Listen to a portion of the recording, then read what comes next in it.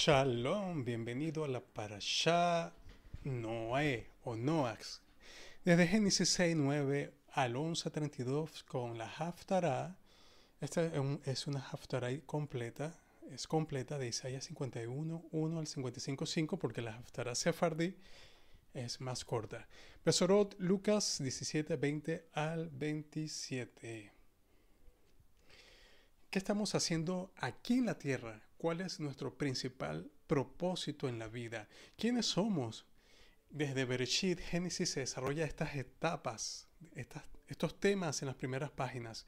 Nos cuenta nuestra historia de origen y ayuda a enmarcar nuestro sentido de identidad y llamado. De hecho, los elementos básicos de la mayoría de las narrativas que vemos en Génesis, como escenarios, personajes, tramas, conflicto y resolución, están todos allí en las primeras páginas de la escritura. La parashá de la semana pasada, por ejemplo, Bereshit, y ahora esta parashá que es la historia también del origen más fundamental, primero de la creación y ahora del pueblo de Israel. Hashem le dice a Noah, después del diluvio, sé fructíferos y multiplícate.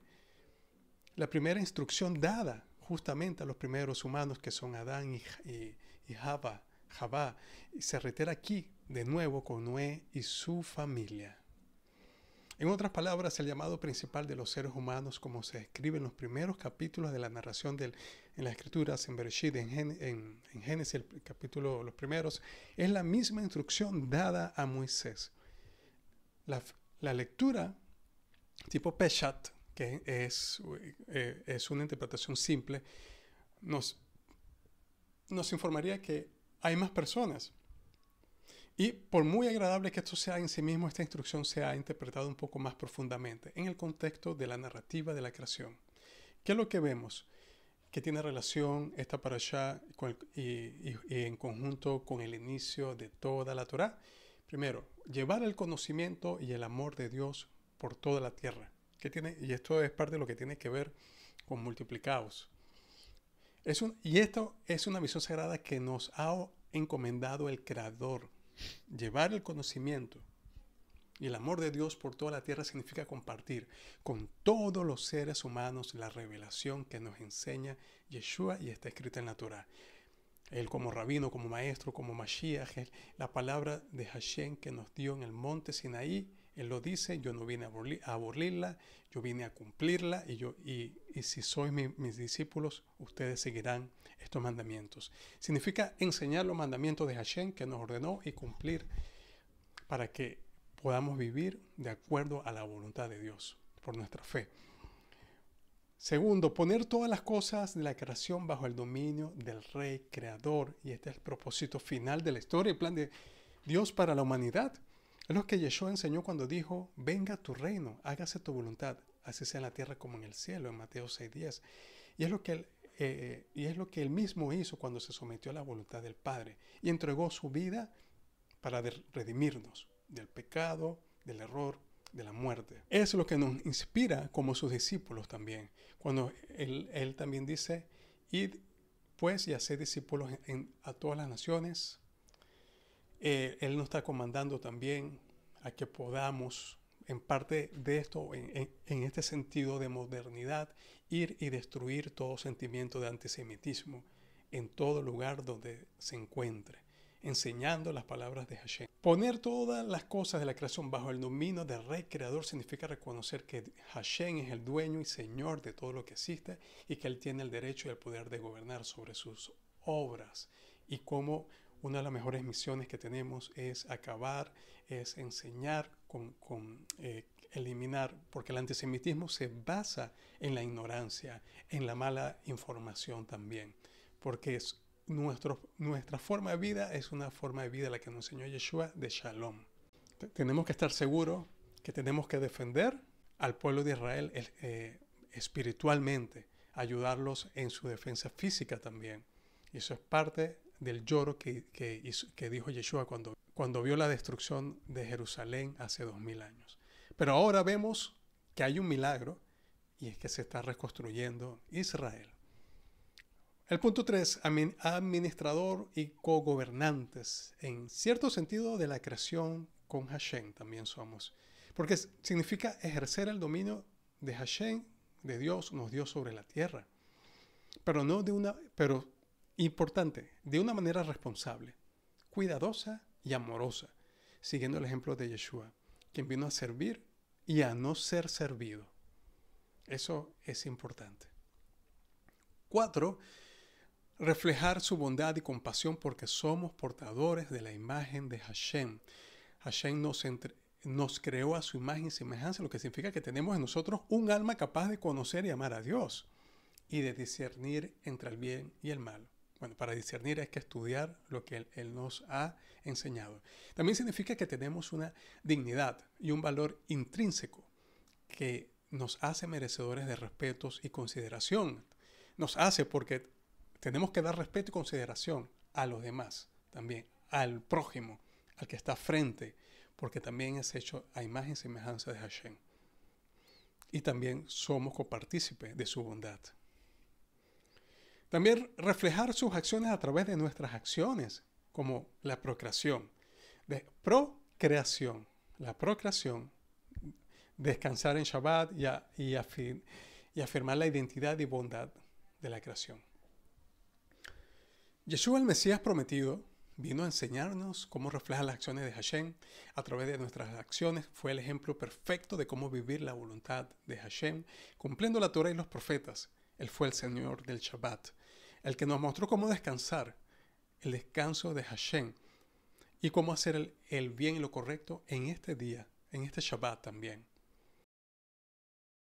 El problema del pecado del capítulo 3 de Génesis, a pesar del diluvio diseñado para limpiarlo todo, sigue vigente. El prototipo del problema del pecado está ilustrado también en la Torre de Babel. Y es importante entender, para entender la Torre de Babel, que es el enfoque del mensaje, es entender el contexto de la descendencia de Noé. Porque en medio del conflicto de la Torre del Babel está latente la descendencia de Noé. Entonces vemos los hijos de Noé, Shem, Jafet y Ham. ¿Sí? Entonces, desde la derecha, Ham, bueno, dice África abajo, eso no aparece en la Biblia, sino es como una interpretación que los hijos de Ham fueron hacia el continente africano. Por ejemplo, los Cushita, como la esposa de Noé, también, Canaán, Misraim, Egipto, Nimrod, Caldea, Babilonia, Jafé del lado de Rusia y toda Europa, y Shem, que se ve toda la línea, muy importante ver toda la línea hasta Abraham. Shem, Asia, porque Israel es Asia, Yeshua era así, asiático. Shem, Shalah, Eber, Peleg, ¿sí? Del oeste de Asia, occidental. Entonces, Abraham, al final, Nahor, Abraham y Haram. Y el sobrino de Abraham, Lot. Y es importante porque hay un detalle acá también para verlo. En Génesis 10:21 ya se menciona toda esta descendencia de Noah. Pero particularmente me quiero enfocar en esto, que dice también le nacieron hijos a Shem, padre de todos los hijos de Eber. Pero ¿por qué menciona de Shem y se va a Eber? Si está Fasad, Shalah y Eber, que Shem es el tatarabuelo de Eber, ¿por qué lo conecta? Eber es muy importante. Fijamos que la raíz de Eber viene de cruzar. Se dice que Eber, a diferencia de lo que, bueno, solemos decir, que el primer hebreo fue Abraham, realmente también el primer hebreo fue Eber. Es tan importante así Eber que se dice, también le nacieron hijos a Shem, padre de todos los hijos de Eber, para decir que Shem también es padre de Eber y toda su descendencia, porque de Eber hacia abajo empiezan a ser hebreos. Y eso es un poco, estoy hablando desde el punto de vista tradicional dentro del judaísmo, pero sí, hasta muchas corrientes se dicen que Eber, el primer hebreo, no fue Abraham, porque vemos que en esta parashá termina cuando Tera va con Abraham. Ya el papá, Abraham no fue el que comenzó el viaje hacia la tierra prometida. Continuemos. ¿Qué dice? Y está importante, por ejemplo, en Lucas 3:35 dice, hijo de Eber, hijo de Shelah. Eh, es tan importante que aparece porque es la genealogía de Yeshua para conectarla. O sea, se conecta a la genealogía de Yeshua también con la genealogía de Abraham, de Eber, Shem también. Porque Shem era sumamente justo. ¿Qué dice Sforno? Dice, aunque como sabemos como la descripción de Abraham como un ibrí, un hebreo, un descendiente de Eber, lo dice, es un descendiente de Eber, un ibrí. Es decir, como alguien que cree en Dios, el creador como el único Dios. Y podría parecer que Eber inició esta adhesión al monoteísmo en su tiempo, pero fue Shem, el padre también. Fue uno de los fundadores de la predicación del monoteísmo del rey de Israel en su tiempo. Cualquiera que enseñe e instruya a otros, especialmente en una forma de vida y filosofía, se llama padre. Entonces se dice que como Shem comenzó a hablar, a enseñar fuertemente a sus hijos sobre Hashem, entonces se dice que nacieron hijos Hashem, padre de todos los hijos de Eber. O sea que no solamente es tatarabuelo, sino que es el padre espiritual de Eber, de los Ibrí, del primer Ibrí. Entonces, en Génesis 10:31, estos son los hijos de Shem. Vamos a conectarlo, de Shem otra vez. Pero fíjate, continuamos que dice, según su familia, según sus lenguas, por sus tierras, conforme a sus naciones. Pero es interesante porque si lo conectamos con el primer capítulo de 11:1, nos cambiamos un poco el tema con la conexión. Y dice, toda la tierra hablaba las mismas lenguas. Y que la traducción es labios. Pero en el versículo anterior habíamos dicho que según sus lenguas, que eran varias.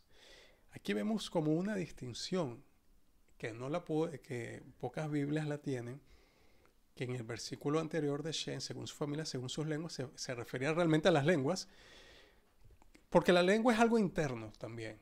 Posiblemente podríamos decirle culturas o su misma forma de hablar. Así como Yeshua tenía una forma de hablar del norte de Israel, de Galilea, se podría decir su forma de hablar. En Génesis 11:1 se dice, toda la tierra hablaba la misma lengua. Y aquí se dice labios, la mejor traducción, que es algo externo, no es lengua, es algo externo. Hay una diferencia en los labios. Y las mismas pocas, la traducción más textual, palabras. Entonces, hay una diferencia también. Fíjate que Shem tenía una riqueza de lenguas y palabras y de tierra. Entonces, comenzamos con el tema en este contexto de la Torre de Babel, porque los humanos se comienzan a emplear los últimos avances tecnológicos de la época. El ladrillo no es tan sofisticado como hoy, pero sí hemos tenido un ladrillo para nosotros, la gente moderna. Veamos, en 11:3 se dice, y se dijeron unos a otros, vamos, fabriquemos ladrillos y cosámoslos bien, pongámoslos al fuego. Es decir, había el invento del fuego y crearon ladrillos. La última tecnología. Se pusieron a trabajar con su nueva innovación. Al siguiente versículo, Génesis 11:4, y dijeron, vamos, edifiquemos una ciudad y una torre cuya cúspide llegue hasta los cielos y hagámonos un nombre famoso para que no seamos dispersados sobre la faz de toda la tierra. Aquí vemos algo importante porque dice edifiquémonos para que seamos famosos, y eso es algo muy típico hoy de la humanidad y más que todo del mundo occidental. Y el mundo occidental también estoy incluyendo a Asia. ¿Ya? Ser famosos, vamos a edificar algo grande. Entonces se concibe como el reino del ego, del yo, alimentado por el orgullo. Algunos enseñan que el construir la Torre de Babel requería contener las puertas del cielo también. Vamos a construir las puertas del cielo porque acaba de pasar un diluvio y no queremos que ocurra un nuevo diluvio y vamos a hacer algo también. Esto significa que no querían más juicio sobre ellos porque no eran capaces de sostener sus actos. No había métodos para el arrepentimiento, por lo que no podían cambiar y volver a Hashem. Recordemos que al final de Yom Kippur, hoy en día, abrimos las puertas del cielo. Ellos, bajo este contexto, la querían cerrar. No querían más juicio, más diluvio. Pero fíjate, en Yom Kippur la abrimos las puertas del cielo y luego cerramos las puertas de nuestro recinto, de la sinagoga. Lo mismo también sucede en Apocalipsis, cuando se abre el juicio y luego se cierran las puertas. Voy a dar un ejemplo de Apocalipsis, dentro de la mentalidad judía del que escribe Apocalipsis hay que entenderlo. ¿Por qué? Apocalipsis 15:8, previamente a esto están las 7 trompetas, después vienen las copas, y hay una gran diferencia, porque las trompetas, la instrucción es para arrepentimiento. Después pasa esto, que es como un contexto Yom Kippur, dice, y el templo se llenó de humo por la gloria de Hashem, el templo, y por su poder. Y nadie podía entrar en el templo.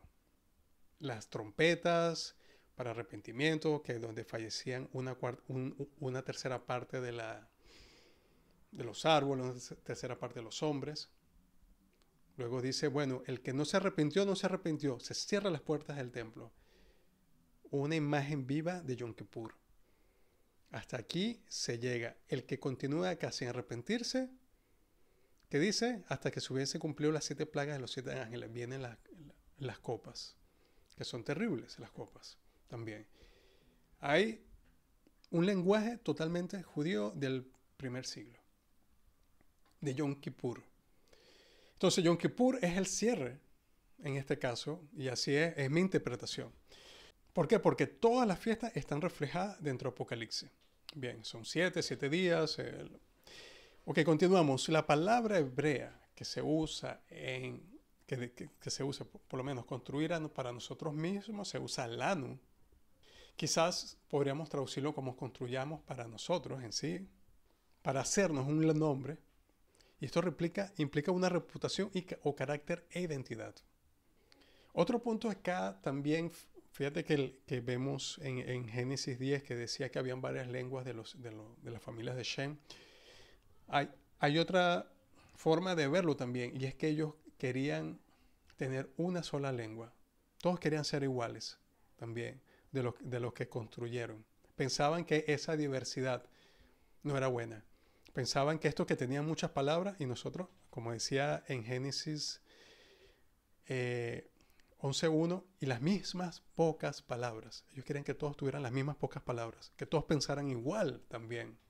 Para igualar esas diferencias de labios, de lenguas, necesitaban unificarse como seres humanos y decidieron crear una torre. Y ahí es donde se enfoca el nosotros, el grupo sobre lo individual, donde se eliminaran las diferencias. Todos los que idearon eso querían ser iguales, querían anular el individualismo. Todos son ponedores de ladrillos. Querían eliminar sus diferencias construyendo una torre, usando ladrillos, trayendo igualdad en la construcción de algo común. ¿Qué dice un Midrash? Sefer Hayashar, del libro Génesis, dice, y esto es importante, y llevaba mucho tiempo ocupados para construir, en construir, de modo que ya habían construido la ciudad tan arriba que la torre que había en ella alcanzaba una altura enorme. Y a causa de la altura fue necesario un año entero para subir las piedras y los ladrillos hasta llegar a los constructores. Y así se hacía todo el tiempo, unos subiendo y otros bajando, y tan difícil era la ascensión y la bajada que cuando un ladrillo caía y se rompía, todos se lamentaban y lloraban por la gran pérdida. Pero cuando un hombre caía y lo mataba y se moría, nadie se daba cuenta de su muerte. Y el Señor conoció todos sus malos pensamientos. Eso es un Midrash para dar una enseñanza. ¿Cuál es la enseñanza? La anulación del ser humano. La anulación del ser humano por un objetivo físico y que lo único importante era el ladrillo. Qué terrible. Que lo más importante era el avance tecnológico. La tierra y el fuego, el ladrillo. Sin fuego no hay ladrillo. Y todo se basaba en el progreso, por sobre la honra de la persona, como se ve hoy en día también. Por ejemplo, el mundo occidental es muy de progreso. Y fíjate que hace 100 años hacia atrás, el mundo asiático, pero del este asiático, por lo menos Japón, la honra era muy importante. Ellos preferían morir antes de perder su honra. El mundo occidental, lo más importante, yo hoy día que vemos ahora claramente, es el progreso sobre la honra. Y ahí se pierde la humanidad. Se va perdiendo ese toque de humanidad. ¿Qué pasa hoy en día? Un ejemplo de hoy en día. Vamos caminando por la calle, se va caminando por la calle y alguien se cae. Pasó algo, se cayó. Pero vas caminando por la calle y se te cae el celular. ¿Cuál es la reacción? Esto no se trata de satanizar el progreso, sino del error al considerar lo material como algo mayor al humano. En la Biblia y dentro de Israel, el grupo tampoco no es más importante que el individuo, pero tampoco el individuo es más importante que el grupo. Se busca un balance. Esa es la búsqueda eterna de ese balance dentro del pueblo de Israel. Y también que la Torre Babel busca eliminar las diferencias para hacer un gran nombre. Buscar la igualdad por sobre todas las cosas muestra un ideal moderno que puede cometer bastantes injusticias. Porque la historia se puede repetir.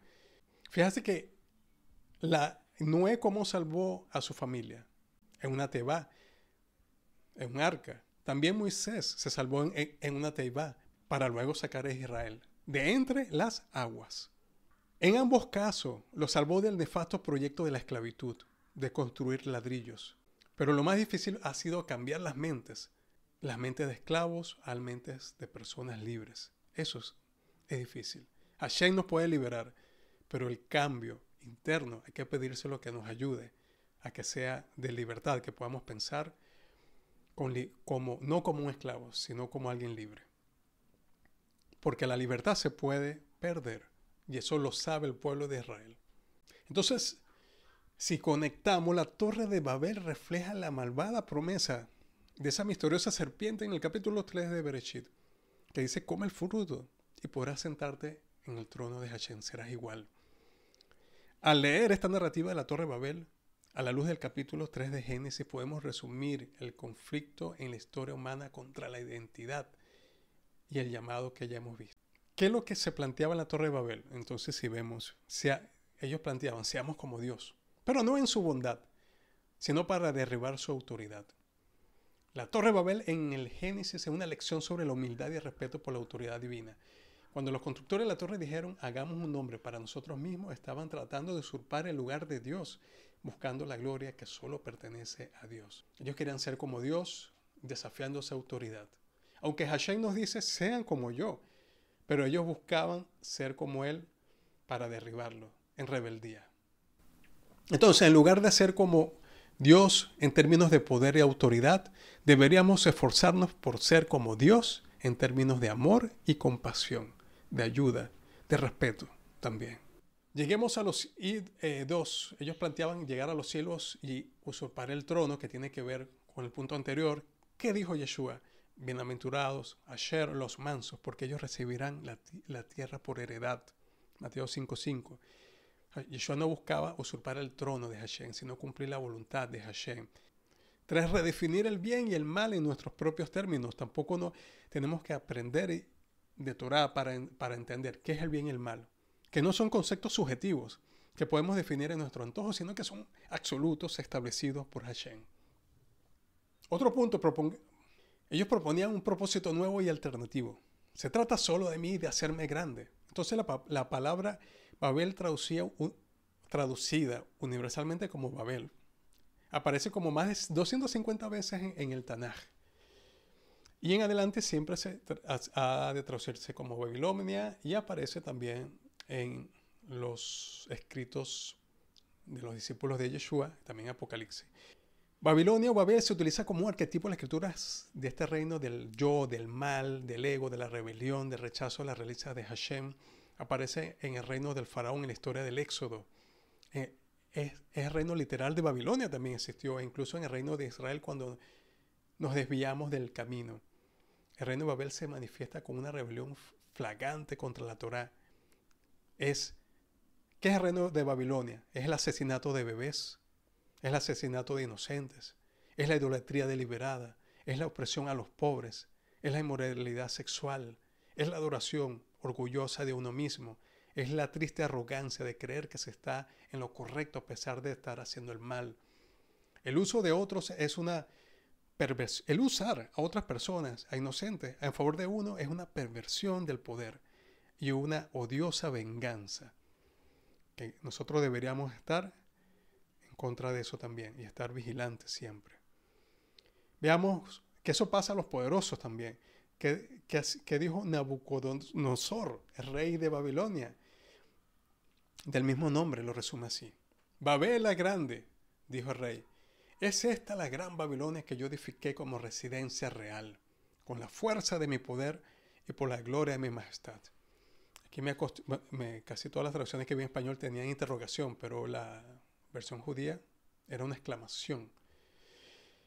Que dice a Barbanel, se refiere a Babilonia, que tú que destruiste países para construir esa Babilonia y ciudades para construirla, tomaste de las piedras de los otros, de los árboles que hay en ella, las trajeras para construir a Babilonia y su hermosura. Por eso dijiste que, edificaré una ciudad con sangre y estableceré una ciudad.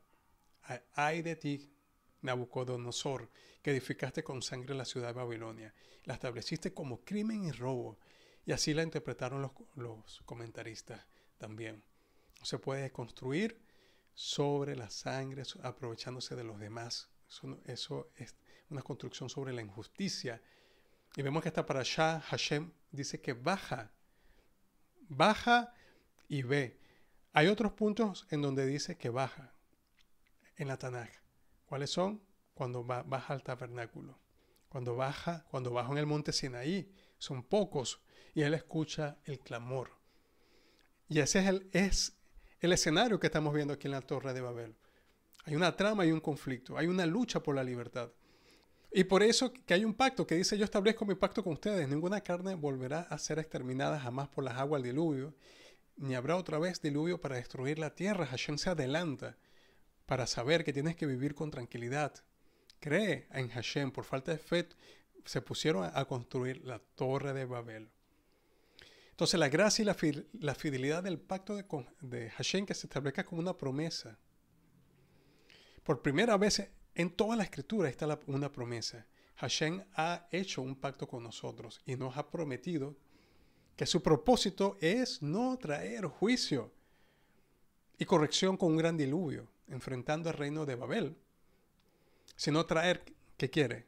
Redención, quiere bendición, quiere que tú seas feliz. Y eso es lo que te ordena también, que te ordena en el día más feliz del judaísmo, en Simchat Torah también, te ordena que seas feliz. ¿Y qué pasa con los enemigos espirituales que tenemos? Vienen y te atacan en el día más feliz. Te quieren quitar la bendición, te quieren quitar la redención, quieren quitar el reino de Hashem. El conocimiento y el amor de Dios por toda la tierra es una misión fundamental para todos nosotros. Por eso Israel pasó años soportando que tiraran cohetes sobre su tierra, años de paciencia, pero llega un punto donde hay que decir basta, porque no queremos repetir el holocausto, no queremos repetir lo que ha pasado incontablemente dentro de la Biblia.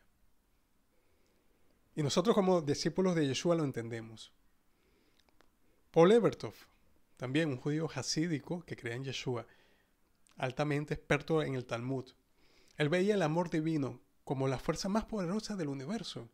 Y él creía que este amor podía transformar a las personas y el mundo. Y eso es lo que esperamos nosotros y oramos para que la mejor forma de cambiar este mundo es a través de la enseñanza que nos entregó Yeshua.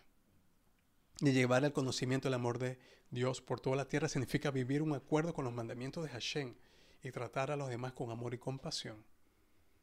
Y eso es, ojo, compartir las buenas nuevas de salvación y demostrando el amor de Hashem a través de nuestras acciones. Siempre cuidándonos, porque también la Torah nos enseña a vivir también, a cuidar tu vida.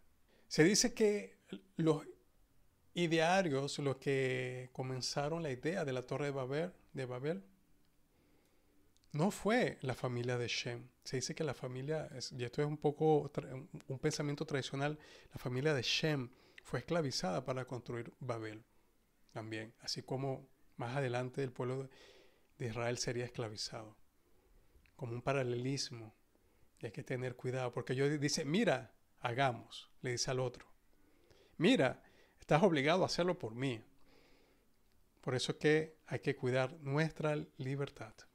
Hashem baja en la Torre de Babel. Hashem baja al final del Apocalipsis para proteger a Jerusalén, Hashem baja para proteger más que Jerusalén a todas las almas de su pueblo. En esta parashá baja para salvarnos. Entre esos esclavos que estaban construyendo los hijos de Shem, como tradición se dice así, Hashem vino y los salvó. Luego en Egipto Hashem vino y los salvó. Y así nos pueda salvar hoy en día. Que pueda traer primeramente Shalom sobre los que quieren destruir al pueblo de Israel. Que puedan cambiar y arrepentirse. Pero si no es así, que Hashem nos puedan salvar también de sus ideas, de sus malos espíritus, y podamos seguir el espíritu el espíritu Ruach HaKodesh, el Espíritu Santo, sobre toda esta tierra.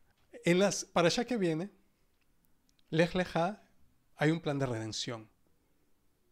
Porque esta parashá termina con Tarej, avanzando con Abraham hacia la tierra, donde Abraham continúa con la resolución, aún más allá. En esta parashá Noach se comienza a resolver el conflicto reiterado entre Noach y el propósito de Adán y Java, de ser fructíferos y multiplicarse. Aparece el primer hebreo. Se aborda el pacto de la fidelidad con el pacto que Hashem, el primer pacto que Hashem tiene con nosotros. En la próxima parashá vemos que Abraham es llamado por Hashem. ¿Dónde estaba Abraham? En el reino de Babel. ¿Y qué le dice? Sal de allí y ven a ser una nación nueva y santa, a la familia de Abraham. El plan de Hashem está desarrollado para enfrentar al reino de Babel. El reino de Babel que quiere esclavizar a los demás, que quiere aprovecharse de los inocentes. Encontramos más adelante que está el cumplimiento irrevocable de los hijos de Abraham, Isaac y Jacob a bendecir a todas las naciones de la tierra a través de ellos, a través de Yeshua.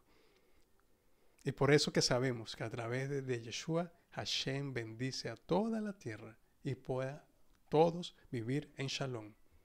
Así que Hashem pueda protegerte de los que no desean esto y que Hashem pueda darte una buena vida en felicidad, en bendición.